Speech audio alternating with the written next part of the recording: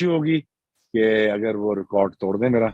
हाँ, उम्मीद यही है कि और मैं बहुत सारा इनका लंबा करियर देखना चाहता हूँ। खुशी होगी।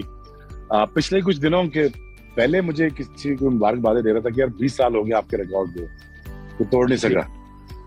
तो मैंने कहा यार कोई तो बच्चा होना चाहिए, तोड़ना चाहिए इसको, रिकॉर्ड तो टूटना ही चाहिए। और कहते हैं शोएब अख्तर का अगर कोई रिकॉर्ड तोड़ सकता है, इसको टिप किया गया, हाईली रेट किया गया। वैसे तो लोग कहेंगे इमरान मलिक को भी किया गया था, इमरान मलिक को हैदराबाद में ज़ाया कर दिया, ख़त्म कर दिया। मयंक यादव अब वो पेसर है जिसकी जनाब स्पीड जो लास्ट कैलकुलेट हुई है वो आईएएस के 157 158 के अराउंड है।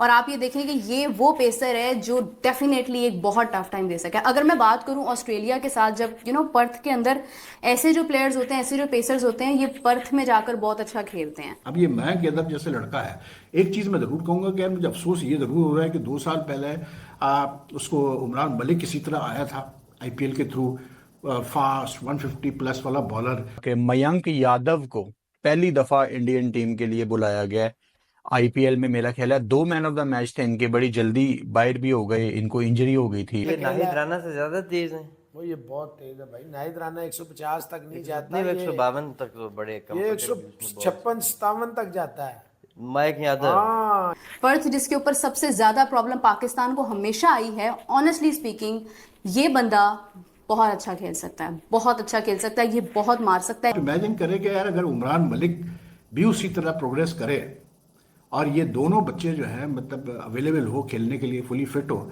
तो just imagine you have 2 bowlers of the pace of like someone like Archer and Wood on both ends, तो कितना फर्क पड़ेगा इंडिया को। अगर मयंक यादव जैसा तेज बॉल डालने वाला बॉय अगर पर्थ में खेला तो मेरा ख्याल है वो ऐसी की तैसी फेर सकता है ऑस्ट्रेलिया की।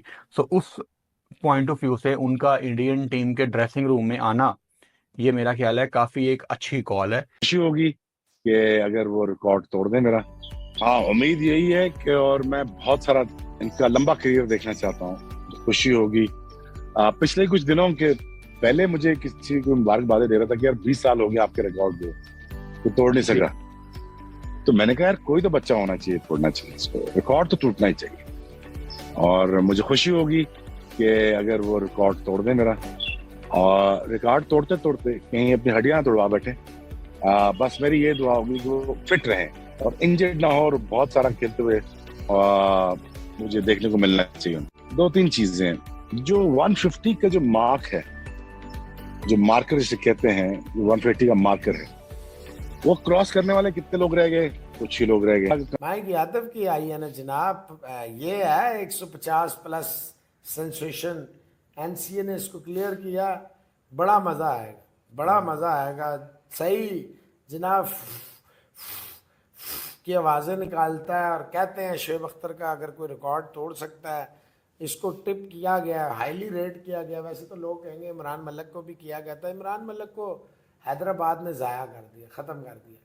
ये अच्छा प्रॉस्पेक्ट है, अच्छा है, रिदम में, और इसने बड़े अच्छे IPL, he was very good. लेकिन आफ्टर इंजरी इसकी वो जो कम बैक भी हुई है, शॉर्ट सी, वो भी मज़े की नहीं हुई। अब लेट्स सी कि कितना इसने अपनी इंजरीज को कितना पीछे ये नाहिद राना से ज्यादा तेज है वो, ये बहुत तेज है भाई। नाहिद राना 150 तक नहीं जाता, नहीं 152 तक तो बड़े कम, ये 156-57 तक जाता है मयंक यादव। हाँ, ये नहीं इंजरी के बाद की बात नहीं, इंजरी के बाद तो अब ये मैं आगे आपसे कहने लगा था, क्या इसने अपने पेस को कट किया, क्या एडवाइस दी गई है इसके फिजियो की जानिब से, डॉक्टर जो इसको, क्योंकि इंजरी के बाद जब प्लेयर्स वापस आते हैं मोशन भी, तो वो अपनी बॉडी पर उस तरह से एफर्ट नहीं डालते या लोड नहीं डालते।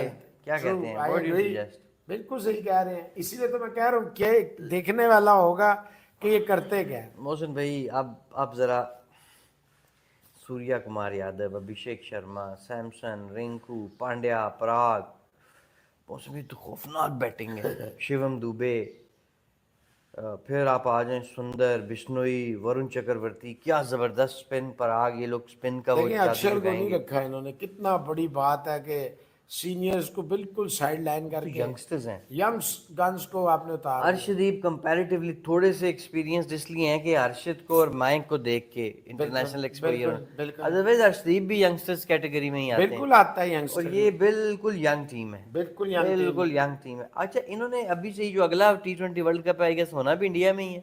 बिल्कुल इंडिया में 26 में होना है ना? 26 में होना है।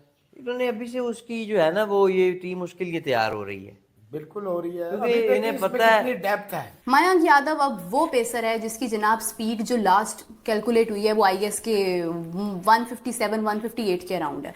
और आप ये देखें कि ये वो पेसर है जो डेफिनेटली एक बहुत टफ टाइम दे सके। अगर मैं बात करूं ऑस्ट्रेलिया के साथ, जब पर्थ के अंदर ऐसे जो प्लेयर्स होते हैं, ऐसे जो पेसर्स होते हैं, ये पर्थ में जाकर बहुत अच्छा खेलते हैं।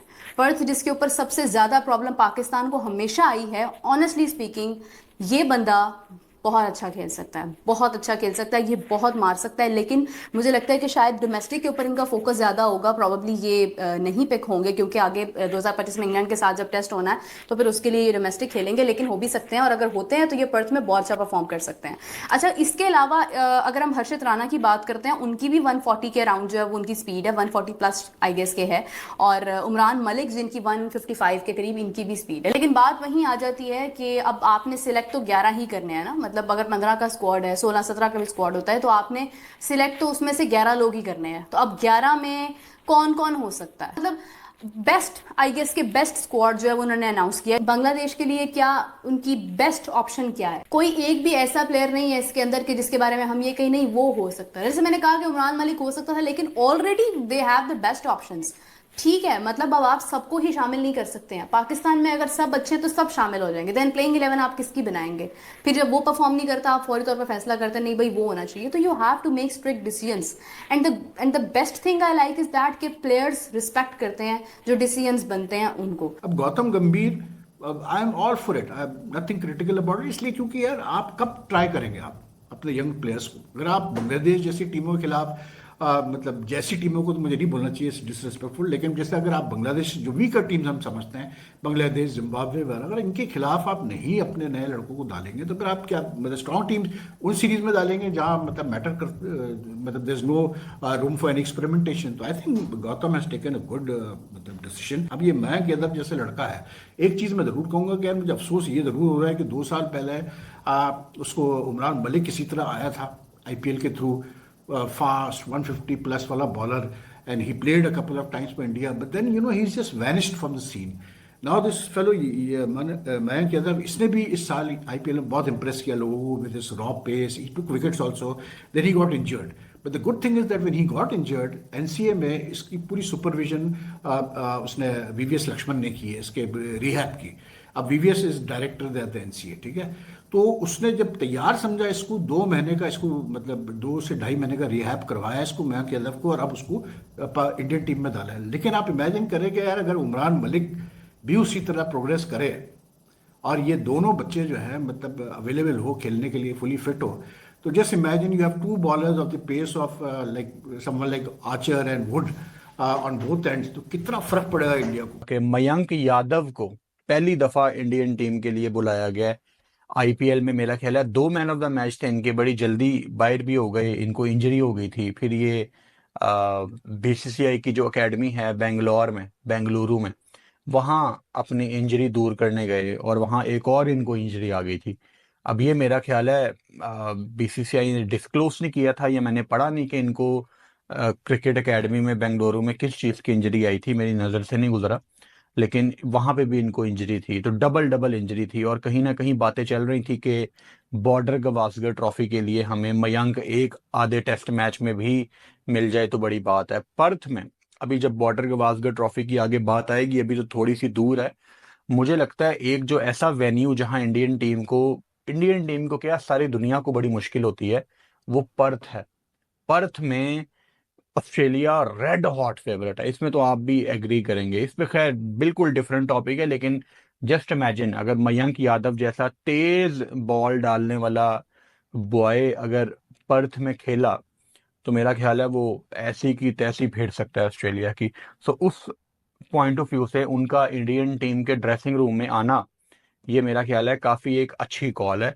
और मैं हमेशा कहता हूं कि इंडियन टीम में एक बॉलर हमेशा से मिस होता है। हालांकि यहाँ पे बात मशहूर है सब कॉन्टिनेंट में कि इंडियन टीम की बैटिंग बड़ी अच्छी है, लेकिन इंडियन टीम रिसेंट पास्ट में जो बड़े मैच हैं वो अपने बॉलिंग से जीती है। अब फौरन आपके माइंड में बुमराह की बॉलिंग आ जाएगी, उससे पहले भी इंडियन टीम अपनी बॉलिंग से कमबैक करती थी और लोग ज्यादा बैटिंग ओरिएंटेड प्लेस है हमारी।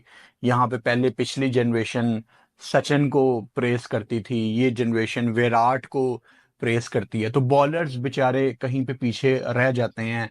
जैक को कभी इतना क्रेडिट नहीं दिया गया जो उनकी सर्विसेज हैं, आशीष नेहरा वगैरह वगैरह बड़ी सर्विसेज हैं इंडियन बॉलर्स की, अजीत अगरकर वगैरह, कुंबले वगैरह, इन्होंने बहुत कुछ किया इंडिया के लिए, लेकिन इनको वो क्रेडिट शायद नहीं मिला जितना बल्लेबाजों को मिलता है या मिल चुका है। अब इंडियन टीम वाइस कैप्टन किसी को नहीं नॉमिनेट किया गया, हालांकि इंडियन टीम एक ऐसी टीम है जिसका वाइस कैप्टन हमेशा बताया जाता है कि ये वाइस कैप्टन है। हार्दिक पांड्या इस टीम में मौजूद हैं, लेकिन उनके नाम के आगे वाइस कैप्टन नहीं लिखा हुआ। तो अभी हम क्या एज्यूम करेंगे वाइस कैप्टन कौन है? I don't know. एक और एक्साइटिंग नाम जो इस टीम में मौजूद है वो रेयान पराग है।